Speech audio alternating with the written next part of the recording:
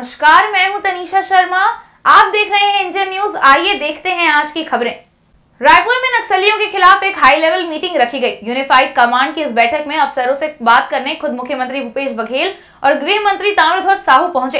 बैठक में अफसरों ने सरकार के साथ कुछ खुफिया डिटेल साझा किए। सरकार को भरोसे में लेकर कुछ ऑपरेशन शुरू करने पर भी बात हुई, ताकि जंगलों में बंदूकों के दम पर राज करने वाले नक्सलियों की कमर तोड़ी जा सके। बैठक के बाद जब बाहर आकर मुख्यमंत्री भूपेश बघेल ने मीडिया को जानकारी दी तो उन्होंने कहा कि स्टेट पुलिस और पैरामिलिट्री फोर्सेस के बीच अच्छा कोऑर्डिनेशन है।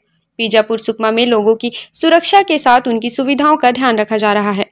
लोगों के राशन कार्ड बने, बंद पड़े आंगनबाड़ी केंद्र और स्कूल खोले गए, सड़कें भी बनाई गई, नक्सल प्रभावित हिस्सों में टावर लगे। इस प्रकार से लगातार सम्मिलित प्रयास से अब नक्सली पीछे हटे हैं। हमारी कोशिश है कि विश्वास, विकास और सुरक्षा इस नीति से हम आगे बढ़ें। छत्तीसगढ़ के राजनीतिक गलियारों में प्रमुख पार्टियों के बीच कई मुद्दों को लेकर सियासत देखने को मिल रही है। जहां पार्टियों के बीच जुबानी जंग जारी है। विपक्ष ने भी सत्ता पक्ष पर शब्दों की सीमा पार करने का आरोप लगाया है। साथ ही प्रदेश के मुख्यमंत्री को भी भाषा की सीमा बरकरार रखने को कहा गया है। भारतीय जनता पार्टी में लगातार राष्ट्रीय नेताओं के दौरे को लेकर मुख्यमंत्री ने एक बयान देते हुए कहा था कि पहले हंटर वाली आती थी, अब जाम वाले आए हैं। हंटर वाली का काम तो हमने देखा, अब जाम वाले का असर भी दिखाई दे रहा है। मुख्यमंत्री के इस बयान के बाद लगातार भारतीय जनता पार्टी सरकार पर शब्दों की सीमा पार करने का आरोप लगा रही है, जिसके बाद विपक्ष की प्रदेश प्रभारी डी पुरंदेश्वरी ने भी मुख्यमंत्री को अजय जामवाल के नाम पर भाषा का अनुचित प्रयोग बताते हुए कहा कि प्रदेश के मुखिया को ऐसे शब्द शोभा नहीं देते, जिसके बाद अब कांग्रेस लगातार भाषा पर आरोप लगा रही है। डी पुरंदेश्वरी ने कहा कि अगर मुख्यमंत्री सच बोलेंगे तो उनके सर के 100 टुकड़े हो जाएंगे। मुख्यमंत्री को सच बोलने का श्राप लगा हुआ है, इसलिए वे सच नहीं बोलते। तो हंटर वाले की काम तो हम लोग देख लिए, अब जाम वाले आए हैं तो उसका असर दिखाई दे रहा है। प्रदेश अध्यक्ष भी बदल गया है, नेता प्रतिपक्ष भी बदल गए और मैंने तो बधाई भी दी नेता प्रतिपक्ष को। देखिए, वरिष्ठ लोगों को उपेक्षा की गई है, जिसमें चाहे वो ब्रिजमोहन जी हो, चाहे वो अजय चंद्राकर जी हो, शिवरतन शर्मा जी हो, उनके चेहरे देख रहे थे ना कैसे चेहरे। हाँ तो ओबीसी तो था ही, क्यों धर्मलाल कौशिक ओबीसी नहीं है? ये बोलना कि सबकी टिकट कटने वाली है, मैं हाउस में भी बोला था ये सबकी टिकट कटने वाली है। जितने 14 लोग बचे हैं वो किसी की वो सब कुछ बदल डालूंगा। जाओ हंटर वाली और जाओ वाले, दोनों मिलकर वही करने वाले हैं। पहले इनको बता दिया गया, मुझे जानकारी है, सबको बता दिया टिकट नहीं मिलना है। तो रमन सिंह को चल लेना चाहिए, क्योंकि उसके रहते रहते सब कुछ बदल डाला है उसके नीचे वाले। जिस तरह से की भाषा उन्होंने उपयोग किया कल जामवल जी के बारे में टिप्पणी करते वक्त, ये प्रदेश के मुख्यमंत्री की मर्यादा रखने वाली बात नहीं है। कार्यकर्ता करते हैं, टिप्पणियां करते हैं, नेता लोग करते हैं, पर as a chief minister of the state it is very unbecoming. ऐसा मैं दुख के साथ ये बात ज़रूर आपके सामने रखना पड़ रहा है। तो जैसे मैं समझ रही हूँ कि भूपेश बघेल जी को श्राप है कि अगर वो सच बोलेंगे ना तो उनका सर 1000 टुकड़ों में इट ब्रेक्स। इसलिए वो कभी भी सच नहीं बोलते हैं, हमेशा झूठे ही बोलते रहते हैं। इन सब के बाद प्रदेश अध्यक्ष अरुण साव ने कहा कि मुख्यमंत्री और कांग्रेस पार्टी के नेता भारतीय जनता पार्टी के प्रदेश प्रभारी के लिए अब शब्दों का इस्तेमाल कर रहे हैं, जो लोकतंत्र और एक सभ्य समाज में शोभा नहीं देता। ऐसी भाषाएं निंदनीय है। प्रदेश अध्यक्ष ने कहा कि हमारी परंपरा स्त्री सम्मान की रही है, जिसे मुख्यमंत्री और कांग्रेस के नेता भूल चुके हैं। नगरीय प्रशासन श्रम मंत्री ने इस बयान पर किसी षड्यंत्र की आशंका व्यक्त की है। झीरम हत्याकांड में हमारी एक पीढ़ी समाप्त की गई। प्रदेश प्रभारी डी पुरंदेश्वरी के इस बयान से क्या प्रदेश प्रभारी किसी तरह का कोई षड्यंत्र तो रच नहीं रहे हैं? हमारे नेताओं का इस तरह से नरसंहार के समय हुआ है। आज पुरंदेश्वरी जी बोल रही है कि मुख्यमंत्री जी के सर 1000 रुपए हो जाएंगे। क्या वो इस तरह का षड्यंत्र रच रहे हैं? जिस तरह राहुल गांधी जी को बहुत बुरा गया सेम पुल, उसी तरह से कोई घटना यहाँ करना चाहती भारतीय जनता पार्टी।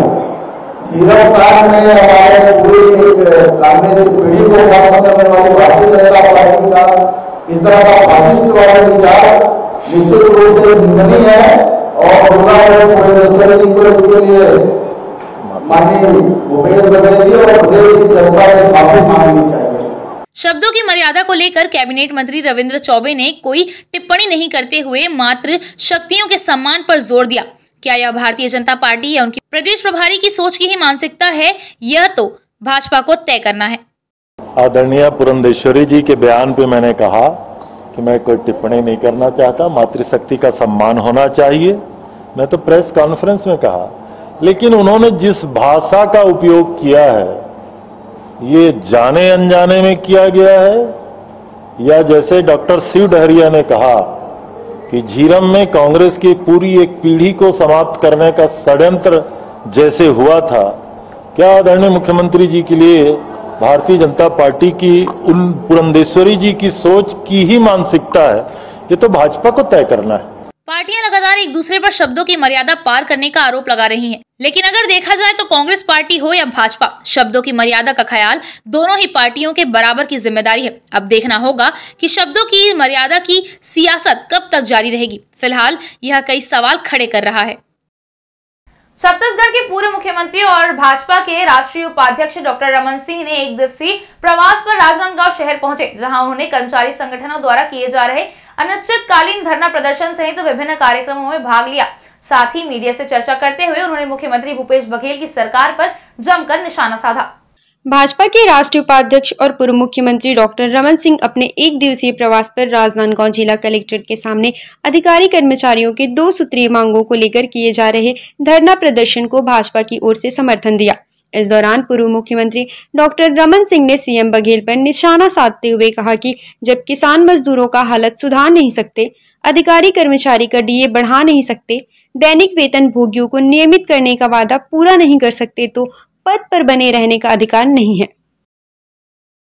बेरोजगार लोगों को बेरोजगारी भत्ता नहीं दे सकते, जब तुम किसानों की हालत को सुधार नहीं सकते, जब अधिकारी कर्मचारियों के मांग को डीए के बाकी पूरा नहीं कर सकते, दैनिक वेतन भोगी कर्मचारियों को जो वादा किया था कि इनको हम स्थायी करेंगे, परमानेंट करेंगे, ये नहीं कर सकते, जब कुछ कर नहीं सक रहे हो तो फिर पद में बने रहने का अधिकार क्यों है? नहीं रहना चाहिए। अधिकारी कर्मचारी फेडरेशन के माध्यम से 4 दिनों से कर्मचारी आंदोलनरत हैं। कोई बड़ी मांग नहीं है, 2 सूत्री मांग कर रहे हैं, ज़्यादा मांग नहीं कर रहे हैं। 34% डीए की मांग कर रहे हैं, गृह भाड़ा का जो भत्ता होता है उसके बारे में मांग कर रहे हैं, और गवर्नमेंट ऑफ इंडिया ने जिस 34% की मंजूरी दी, मध्य प्रदेश सरकार ने जिसको स्वीकार करके शिवराज जी ने 34% दिया, उत्तर प्रदेश के मुख्यमंत्री ने 34% का इनका मंजूर किया। भारतीय जनता पार्टी के शासन में जहाँ जहाँ सरकारें हैं, त्रिपुरा ने भी 34% डीए दिया।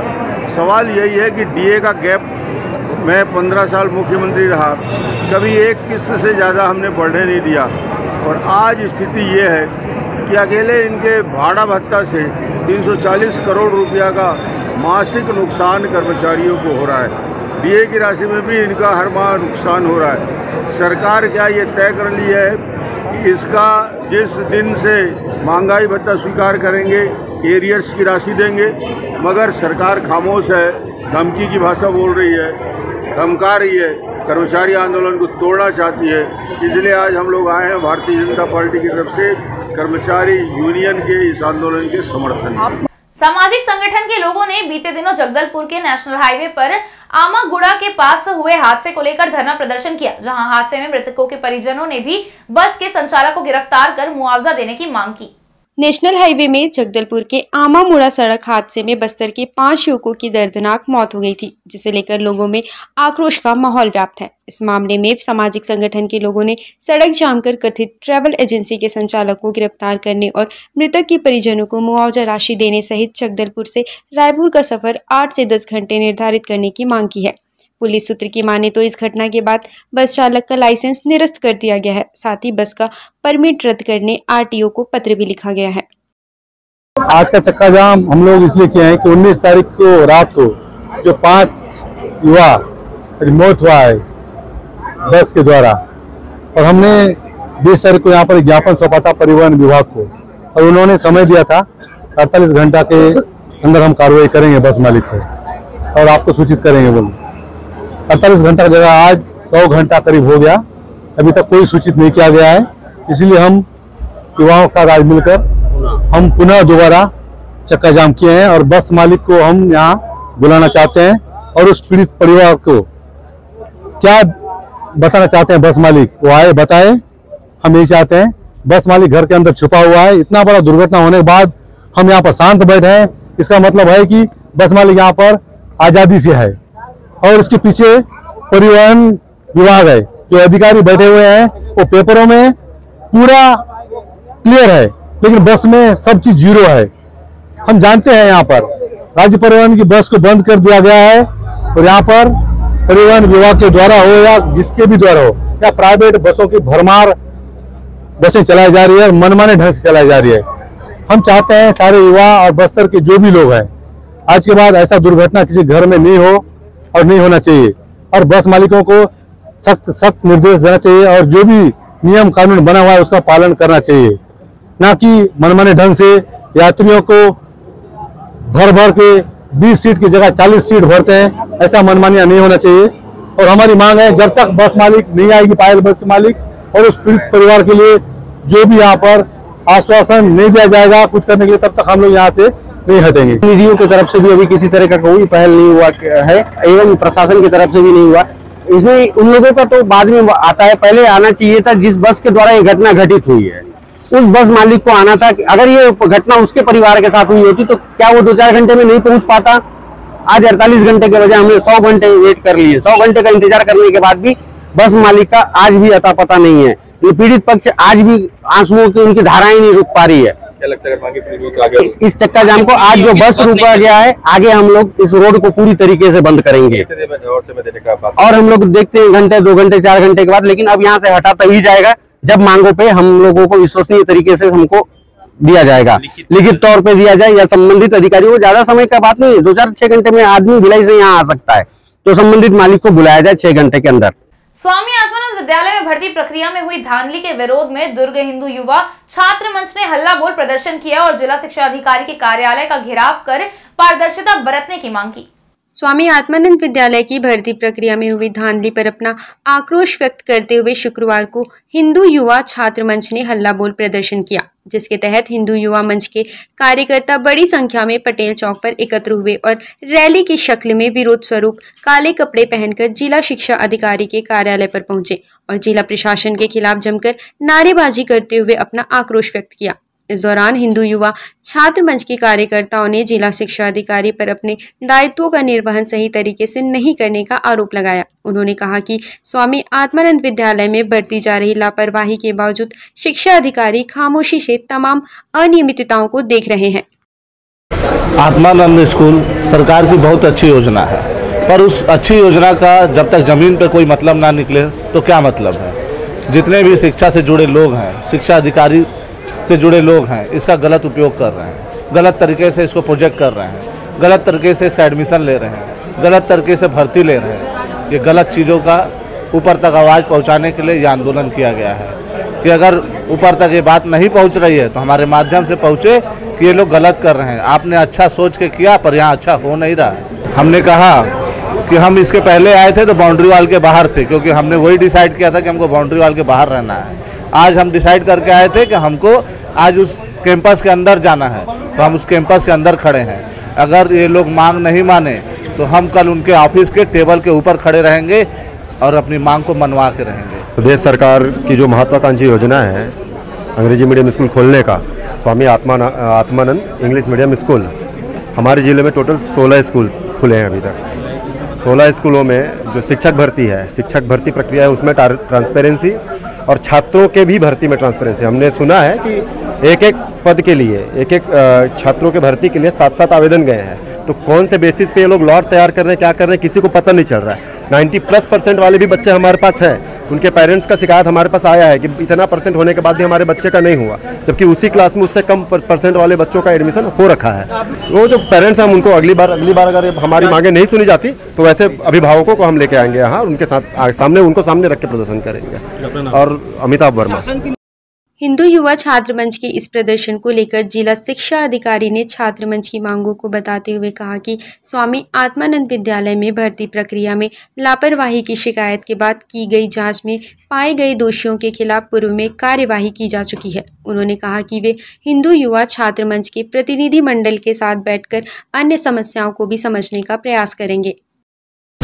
हिंदू युवा छात्र मंच का कहना है कि कल वो मुझसे मुलाकात करने आए थे, मैं नहीं मिल पाया। तो सामान्यतः क्या है, अभी चूंकि स्ट्राइक राज्यव्यापी चल रही है और हमारे दुर्ग जिले में स्कूलों का संचालन 100% चल रहा है, तो स्कूलों की व्यवस्था देखने और स्ट्राइक कितने लोग स्ट्राइक पे हैं उनकी जानकारी लेने के लिए मैं प्रमुख रूप से स्कूलों के दौरे पर गया हुआ था। तो एक उनकी वो शिकायत थी और दूसरी जो उनकी ज्ञापन में मांग है कि जो भर्ती प्रक्रिया हुई थी पूर्व में, उसमें दोषियों पर कार्रवाई नहीं की गई है, तो उन्हें अवगत कराया गया है कि हमने 4 कर्मचारी अधिकारियों पर कार्रवाई की है।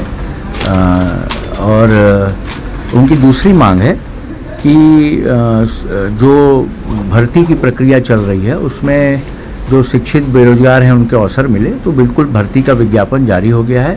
पूरी ट्रांसपेरेंसी के उसमें पूरी भर्ती की प्रक्रिया की जा रही है। पूर्व में कुछ भर्ती प्रक्रिया की शिकायत आई थी, उस पर क्या कार्रवाई हुई है और क्या वो है एक आंदोलन का हिस्सा? जी, चूंकि उसमें 16 लोग को बर्खास्त किया गया है नोटिस देकर, और जो कर्मचारी दोषी थे उन पर कार्रवाई की गई है, निलंबन किया गया है, आरोप पत्र जारी हो चुके हैं, प्राचार्य की प्रतिनियुक्ति समाप्त की गई है। तो वो कार्रवाई जो संभव थी वो पूरी की गई है। हिंदू युवा छात्र मंच के इस हल्ला बोल प्रदर्शन के बाद जिला शिक्षा अधिकारी ने छात्र मंच के प्रतिनिधि मंडल को चर्चा के लिए आमंत्रित किया है। अब देखना होगा कि हिंदू युवा छात्र मंच की समस्याओं का हल कब तक निकल पाता है। छत्तीसगढ़ कर्मचारी अधिकारी फेडरेशन के आह्वान पर प्रदेश के 100 से अधिक कर्मचारी संगठनों के लाखों कर्मचारी व अधिकारी लगातार अनिश्चितकालीन हड़ताल पर बैठे हैं। इसकी वजह से विभिन्न विभागों में भी कामकाज ठप पड़ा हुआ है। फेडरेशन ने अपनी 2 सूत्रीय प्रमुख मांगों को केंद्र के समान 34% महंगाई भत्ता, एरियर्स सहित 7वें वेतनमान के अनुरूप गृह भाड़ा भत्ता देने की मांग की है। दुर्ग जिला मुख्यालय में धरना पर बैठे कर्मचारी अधिकारियों से हमारे संवाददाता ने चर्चा की। आइए देखें चर्चा के दौरान सभी ने क्या कहा। छत्तीसगढ़ के कर्मचारी और अधिकारी अपने मांग को लेकर के आंदोलन पर बैठे हुए हैं। उनकी राज्य सरकार से मांग है कि उन्हें केंद्र के बराबर डीए यानी कि महंगाई भत्ता और एचआरए यानी कि गृह भाड़ा भत्ता दिया जाए। वहीं भूपेश सरकार का बयान आया है। भूपेश सरकार ने कहा है, हमारी सरकार कर्मचारी हितैषी सरकार है। हमने अलग अलग संगठनों से बात करने के बाद 6% डीए बढ़ा दिया है। उसके बावजूद अगर कोई भी संगठन आंदोलन करते हैं तो ये वो उनका इच्छा है। इस वक्त हम दुर्ग के कलेक्ट्रेट में खड़े हुए हैं। यहाँ आप देख सकते हैं, यहाँ पर सन्नाटा पसरा हुआ है। कलेक्ट्रेट के बाजू में जो कर्मचारी हैं आंदोलन पर बैठे हुए हैं, चलते हैं उनसे बात करते हैं कि सरकार से उनकी मांग क्या है। कर्मचारी अपने 2 सूत्रीय मांगों को लेकर के आंदोलन पर बैठे हुए हैं। आइए जानते हैं, बात करते हैं कि उनकी मांगे क्या है। क्या नाम है सर आपका? हरी शर्मा। कौन से विभाग से हैं आप? मैं शिक्षा विभाग से हूँ, प्रांतीय उपाध्यक्ष हूँ शिक्षा विभाग। शिक्षक। क्या मांग है आपकी सरकार से? हमारी 2 सूत्रीय मांगे हैं। पहला डीए केंद्र के समान डीए और दूसरा एचआरए 7वें वेतन के अनुसार डीए एचआरए। तो आपकी सरकार से बात हुई कि नहीं हुई बात अभी तक? सरकार से बात नहीं हुई। पहले भी हमने हड़ताल किया था, बीच में कुछ बातें हुई थी। उस समय हमने सरकार से निवेदन किया था कि हमको 34% डीए चाहिए, लेकिन उस पर सहमति उनकी नहीं बन पाई है। बीच में उन्होंने कुछ घोषणा की है जिससे हमारा कोई सरोकार नहीं है और हमने उस पर कोई बात नहीं की है। अभी भूपेश बघेल का एक बयान आया है। भूपेश बघेल ने कहा है हमारी सरकार जो है कर्मचारी हितैषी सरकार है। 6% हमने बढ़ा दिया है, उसके बावजूद ये लोग अपना बात नहीं मान रहे हैं, तो इनको अपना आंदोलन करने के सक्षम है, करते रहे। माननीय भूपेश बघेल जी ने जो घोषणा की थी, जब सरकार में नहीं थे उस समय उन्होंने कहा था कि हम सारे कर्मचारियों की जैसी मांगे हैं वैसी पूरा करेंगे। उन्होंने पहले वर्ष में ये कहा कि पहले वर्ष में हम किसानों के लिए कार्य कर रहे हैं, दूसरे वर्ष कर्मचारियों का होगा, लेकिन कर्मचारी उस दूसरे वर्ष से ही लगातार हड़ताल में है। लेकिन लगातार उनसे निवेदन उन्होंने किया है, विभिन्न प्रकार के आंदोलन किए, विभिन्न प्रकार के ज्ञापन उनको दिए, लेकिन आज तक उन्होंने उस पर कोई कार्रवाई नहीं की। कर्मचारी हित में उनके द्वारा अभी तक कोई काम नहीं किया है। भूपेश बघेल का कहना है कई सारे संगठनों से बात करने के बाद हमने 6% जो डीए बढ़ा दिया, उसके बावजूद अगर कोई संगठन आंदोलन कर रही है तो उनके ऊपर है। जो संगठन हड़ताल में थे उनसे किसी भी संगठन से कोई बात नहीं की गई है। कई सारे संगठन जो आंदोलन छोड़ के चले गए हैं, भूपेश बघेल कह रहे थे कि वो क्यों गए हैं मैं नहीं जानता, वो कर्मचारी तैसी संगठन नहीं है। क्या नाम है सर आपका? मैं VS राव, किस विभाग से हैं आप? स्वास्थ्य विभाग से कार्यकारी प्रांत अध्यक्ष हूँ। और क्या मांग है आपका सर? हमारी दो ही मांगे हैं, पूरा जग विदित हो गया है। एक तो 34% DA की बात है और बाकी जो HRA की बात है। और बड़े दुर्भाग्य की बात है कि छत्तीसगढ़ जैसा संपन्न राज्य ये घोषणा नहीं कर पा रहा है, जबकि छोटे छोटे जो राज्य हैं, त्रिपुरा वगैरह है, अपना झारखंड है, मध्य प्रदेश है, 34% दे चुके हैं। और ऐसी कोई बात नहीं है कि इसमें 34% नहीं देने वाली कोई बात ही नहीं है। भाई आप भीख में नहीं दे रहे हो, ऑलरेडी गवर्नमेंट के लॉस हैं कि जब भी केंद्र सरकार लागू करती है अपना DA, तो अपने आप 1 महीने के अंदर उसको DA सभी राज्यों को बढ़ाना है। अभी केंद्र सरकार 34% से 4% और बढ़ा दिया, 38% हो गया है। हम तो लाखों रुपया भी पीछे चले गए हैं। हर महीना 8,000 से 20,000 रुपया एक एक कर्मचारी का नुकसान है। लेकिन ये बात माननीय मुख्यमंत्री को समझ में नहीं आ रही है। 6% दे दिया, 6% दे दिया, ये गुमराह कर रहे हैं आम जनता को। लोगों को ये लग रहा है अरे बहुत दे दिए, उसके बावजूद भी ये लोग हड़ताल पे बैठ रहे हैं, जिद कर रहे हैं, जबकि वास्तविकता कुछ और है। ऑलरेडी हम 6% और आने वाला 4% मिलाएंगे तो 10% पीछे चले गए हैं। और कोरोना जैसे संकट काल में हम लोगों ने जो तन मन से काम किया है, हमारे कितने स्वास्थ्य विभाग के चिकित्सक हजारों की मात्रा में खत्म हो चुके हैं, कर्मचारी खत्म हो चुके हैं, 2-2, 4-4 बार कोरोना से संक्रमित हो चुके हैं। उसके बावजूद भी आज हम डट के काम कर रहे हैं। हमारी मांग थी, लेकिन उस तरफ तो ध्यान नहीं दिए। कम से कम 1 महीने का वेतन देने का मांग किए थे, वो भी नहीं दिए। लेकिन जो मांग जायज है उस चीज को देने में भी तकलीफ है।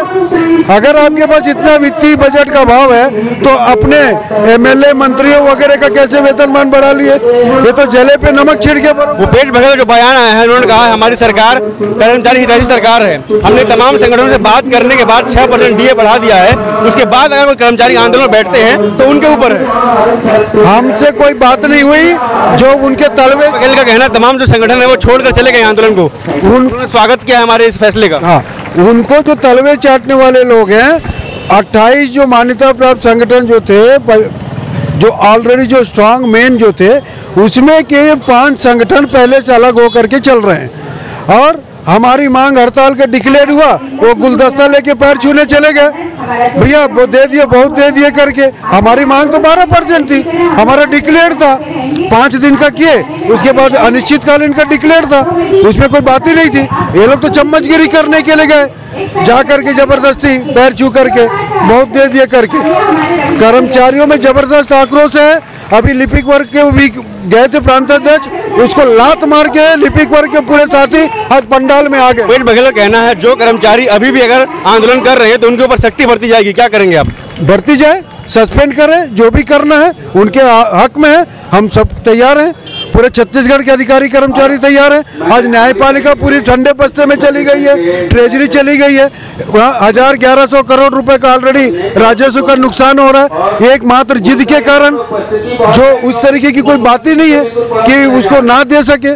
दूसरे छोटे छोटे राज्य दिए तो आप भी देना है, ये तो व्यक्तिगत जिद वाली बात है। अगर भूपेश बघेल आपकी बातों को नहीं मानते, आपकी मांगों को नहीं मानते, तो कब तक आप आंदोलन में बैठे रहेंगे? ये लगातार चलेगा, इंडेफिनिट, चाहे वो महीना भर हो, चाहे 2 महीना हो, जितना दिन चलना हो वो चलते रहेगा। अब जो दूसरे संगठन बाहर गए वो लोग भी आने शुरू हो गए। आपको ये मैं बता दूं आपके चैनल के माध्यम से, जो भूपेश बघेल जी बोल रहे हैं कि अलग हो गए, वो सब कर्मचारी टूट के आना शुरू हो चुके हैं। क्या नाम है मैडम आपका? नीलिमा राजपूत। किस विभाग से हैं आप? एग्रीकल्चर डिपार्टमेंट से। क्या मांग है सरकार से आपके? केंद्र के समान DA और HRA देने का। जो भूपेश बघेल का बयान आया है, उन्होंने कहा है कि जो हमने तमाम संगठनों से बात किया और हमारे जो फैसला है तमाम संगठन उसका उसे मान रहे हैं। तो अगर आप लोग आंदोलन बैठते हैं तो ये आप लोगों के ऊपर है। ये वो लोगों की सोच है, हमारी ये सोच है कि हमारे साथ जो है वो बिल्कुल डटे रहेंगे और तब तक डटे रहेंगे जब तक हमारी मांग पूरी नहीं हो जाए। जो हमारे साथ है वो हमारे साथ ही रहेंगे, जो नहीं है वो बिल्कुल नहीं रहेंगे। क्योंकि ऐसा है अगर सरकार हमारी बात मानती है तो उनको भी बराबर डीए और एचआरए मिलेगा ही मिलेगा। इसलिए अगर वो टूट के रहना चाहते तो बिल्कुल रहे, लेकिन हम अपना हक के लिए बिल्कुल लड़ेंगे और तब तक लड़ेंगे जब तक हमारा मांग पूरा नहीं होगा। सरकार सख्ती बरतने का बात कर रही है, क्या कहेंगे आप इस पर? सरकार अब जो भी करना चाहे कर ले, देखेंगे जो भी होगा। क्योंकि ऐसा तो है नहीं क्योंकि एक कर्मचारी हो या सिर्फ एक ही संघ हो, इसमें पूरे संघ मिले हुए हैं। सरकार आपकी मांगों को नहीं मानती है तो आप कब तक आंदोलन में बैठे रहने वाले हैं? जी बिल्कुल, कब तक बैठे रहने वाले हैं? जब तक हमारी मांग पूरी नहीं होगी तब तक।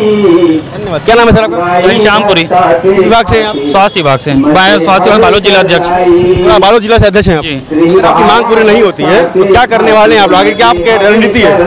हम अभी तो ऐसा है कि जो प्रांत से निर्देशक के अनुसार हम इस लड़ाई पे लगातार डटे रहेंगे। अभी संग्राम है, आगे महासंग्राम होगा। अभी जब तक हमारी मांगे पूरी हुई तब तक हम नहीं हटेंगे। जो बयान आया था, बयान सुना होगा आपने, तो क्या कहना आपका उस पर? मैं बताना चाहूँगा कि एक उदाहरण तौर पर मैं बताना चाहूँगा कि अगर कोई डॉक्टर पर मरीज जाता है, उसके साथ सहयोगी जाता है, तो डॉक्टर लिखता है सहयोगी को इंजेक्शन तो नहीं लगाता है। तो यहाँ मरीज हम हैं, हमको ना बुला के सहयोगी को बुला के 6% डीए की घोषणा कर दिया गया। कहाँ का न्याय है? ये तो हमारे साथ अन्याय किया गया है, सरासर अन्याय है हमारे साथ। अगर आपकी मांग पूरी नहीं होती है, सरकार आपकी मांगों को नहीं मानती है, तो क्या रणनीति है, क्या करने वाले हैं आगे आप लोग? आगे अभी देखें प्रांत से क्या निर्देश मिलता है, उसी के हिसाब से हम चलेंगे। अभी तो हम जहां बैठे हैं अनिश्चितकालीन में, ये आंदोलन जारी रहेगा जब तक हमारी मांग पूरी नहीं हो जाती। तो ये छत्तीसगढ़ अधिकारी फेडरेशन कर्मचारी थे, इनका कहना है जब तक सरकार इनकी मांगों को पूरा नहीं करती है ये आंदोलन पर बैठे रहेंगे और डटे रहेंगे। बेमेतरा जिले के थान खमरिया नगर पंचायत के अध्यक्ष के खिलाफ अविश्वास प्रस्ताव लाया गया, जिसमें सत्तासीन भारतीय जनता पार्टी के अध्यक्ष को अपनी कुर्सी गंवानी पड़ गई। थान खमरिया नगर पंचायत की अध्यक्ष व भाजपा नेत्री अंजना ठाकुर के खिलाफ अविश्वास प्रस्ताव पारित किया गया। 15 पार्षदों वाले इस नगर पंचायत में अविश्वास प्रस्ताव के पक्ष में 11 व विपक्ष में 4 वोट पड़े। इस तरह भाजपा समर्थित नगर पंचायत अध्यक्ष को 1 वोट से हार का मुंह देखना पड़ा। इस अविश्वास प्रस्ताव में कांग्रेस ने 11 वोट पाकर अध्यक्ष पद की कुर्सी पर कब्जा जमा लिया है। नगर पंचायत थान खमरिया में अध्यक्ष के विरुद्ध पार्षद सदस्यों ने अविश्वास प्रस्ताव लाया था। आज जिसका अविश्वास प्रस्ताव 24/8/2022 को कराया जाना था और निर्विघ्न रूप से शांतिपूर्ण मतदान कराया गया और अविश्वास मत 11-4 से पारित हो गया। जिस प्रकार भाजपा 90 में 72 सीट छोड़कर सिर्फ 18 सीट में सिमट गई है, हमारी भूपेश सरकार किसानों के लिए और प्रदेश के लिए बहुत अच्छा काम कर रही है। उसी का नतीजा है कि नगरवासियों, मेरे पार्षदों ने मुझ पर विश्वास जताया और वर्तमान नगर पंचायत अध्यक्ष को कुर्सी से उखाड़ फेंका। क्षेत्रीय विधायक व माननीय मंत्री रविंद्र चौबे जी की कृपा हमेशा से क्षेत्र पर बनी हुई है और निश्चित रूप से उन्होंने आश्वासन दिया है कि क्षेत्र में किसी भी प्रकार की कोई कमी नहीं होगी। अच्छे से अच्छा विकास हमारे क्षेत्र का साझा विधानसभा और नगर पंचायत थान खमरिया का होगा। वक्त हो चला एक ब्रेक का, आप देखते रहिए इंडियन न्यूज।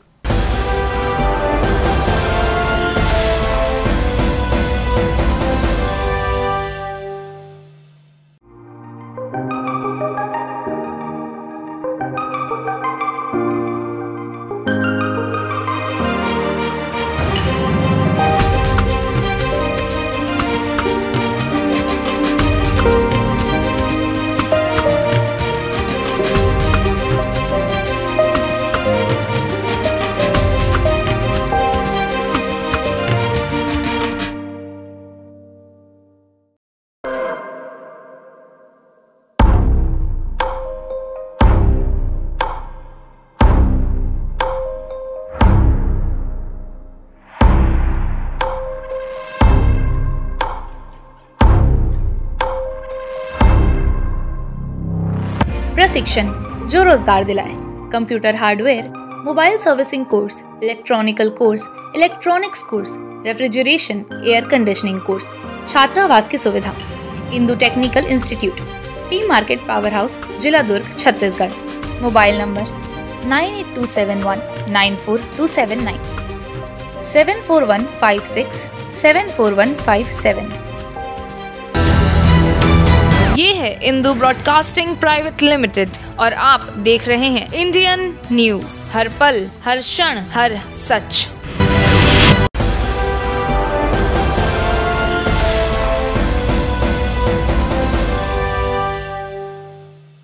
ब्रेक के बाद आप सभी का स्वागत है। कृष्ण कुमार सिंह ने steel authority of India limited के निर्देशक के रूप में कार्यभार ग्रहण किया है। सिंह ने IIT BHU से इलेक्ट्रिकल इंजीनियरिंग में स्नातक और मानव संसाधन प्रबंधन में PG डिप्लोमा किया है। सिंह ने सेल में अपने कैरियर की शुरुआत भिलाई इस्पात संयंत्र में प्रबंधन प्रशिक्षु के रूप में की। कंपनी के निदेशक के रूप में कार्यभार संभालने से पहले सिंह ने कंपनी में विभिन्न पदों पर अपनी महत्वपूर्ण भूमिकाओं को निभाते हुए सेल के कार्यपालक निदेशक प्रभारी के पद का सफर तय किया। सिंह के पास भिलाई इस्पात संयंत्र और निगमित कार्यालय के प्रचालन, मानव संसाधन विकास, सतर्कता और कार्मिक एवं प्रशासन जैसे विविध क्षेत्रों में लगभग 35 वर्षों का व्यापक अनुभव है। भगवान श्री कृष्ण के संबंध में आपत्तिजनक स्टेटस मोबाइल के व्हाट्सएप में लगाए जाने के विरोध में सर्व यादव समाज के लोगों ने रैली निकालकर आक्रोश जताया और स्टेटस लगाने वाले जिला पुलिस बल के प्रधान आरक्षक को गिरफ्तार करने SP को ज्ञापन सौंपा। साथ ही सारंगढ़ की महिला विधायक पर कार्रवाई करने की मांग भी की। राजनांदगांव शहर के सर्व समाज यादव के लोग जमातपारा इलाके से रैली की शक्ल में नारेबाजी करते हुए SP कार्यालय पहुंचे, जहां भगवान श्री कृष्ण को लेकर आपत्तिजनक स्टेटस लगाने वाले प्रधान आरक्षक महेंद्र बंसौड़ को गिरफ्तार कर उन पर आपराधिक मामला दर्ज करने ज्ञापन सौंपा। साथ ही सारंगढ़ में भी भगवान श्री कृष्ण का अपमान करने वाली विधायक उत्तरी जांगड़े पर भी कार्रवाई करने की मांग की गई। सर्व समाज यादव ने इन पर कार्रवाई नहीं होने पर उग्र आंदोलन करने की चेतावनी भी दी है। रैली में पूर्व सांसद मधुसूदन यादव, पद्मश्री फूलबासन यादव, नगर निगम के नेता प्रतिपक्ष किशुन यदु सहित समाज के कई अन्य लोग उपस्थित थे। लगातार भगवान श्री कृष्ण के लिए आपत्तिजनक पोस्ट सोशल मीडिया में कर रहे हैं। इसको लेकर के गत दिनों भी हमारा जो यादव समाज है वो TI से मिला था। एक मामले में FIR भी हुई है और वो चूँकि शासकीय कर्मचारी थे तो सस्पेंड भी हुए हैं। आज सर्व यादव समाज इसलिए यहाँ पर आया हुआ है कि उनकी गिरफ्तारी त्वरित होनी चाहिए और गिरफ्तारी यदि तत्काल नहीं होगी तो ये आंदोलन और बढ़ेगा। लोगों में आक्रोश दिनों दिन बढ़ते जा रहा है। तो पुलिस प्रशासन को चाहिए कि वो तत्काल गिरफ्तारी की कार्रवाई करे ताकि ये आंदोलन का स्वरूप आगे और ना बढ़े, क्योंकि अब ये मामला यदि इसका निराकरण जल्दी नहीं हो पाएगा तो केवल राजनांदगांव तक ये सीमित नहीं रहने वाला है। इसमें तो एक विधायक का भी विषय आया है जिन्होंने आपत्तिजनक साड़ी पहन करके भगवान श्री कृष्ण का अपमान किया है, तो उनके खिलाफ भी लोगों ने समय समय पर अलग अलग जगह पर मामला दर्ज कराने के लिए बात कही है।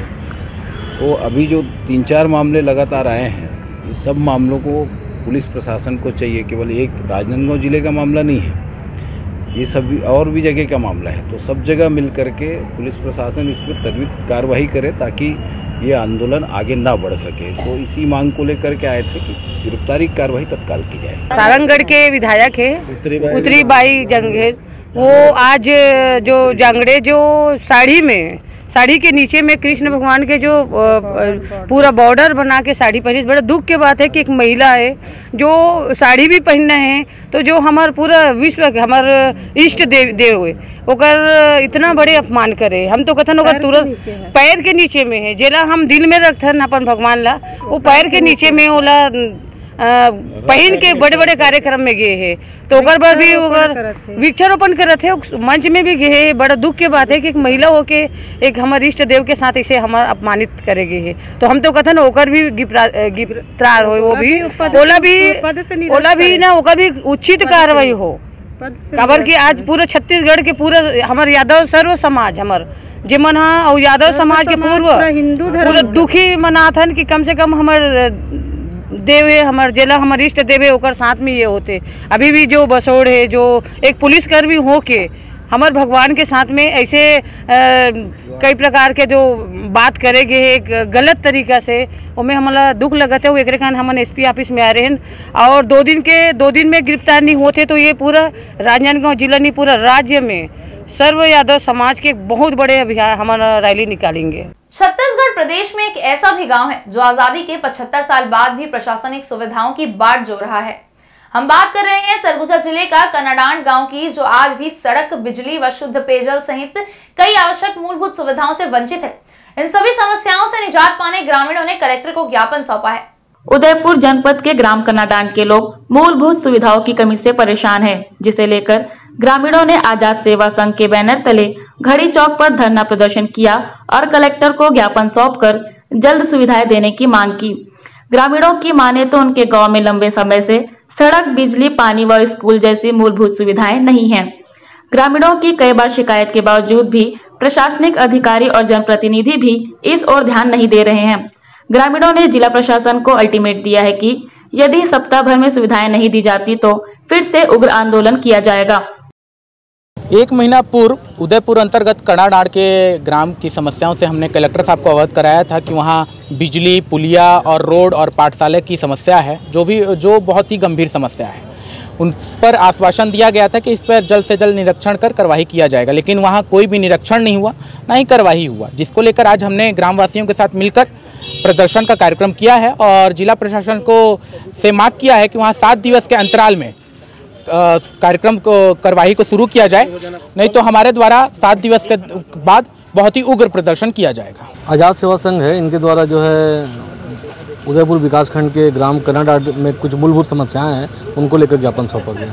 वही आवागमन रास्ता है, पुलिया है, बिजली खंभा है, बिजली की पहुंच है, स्कूल है, ये सब करके ज्ञापन में लिखा गया। पड़ेगा ना, दिखवाना पड़ेगा, करवाएंगे उसको।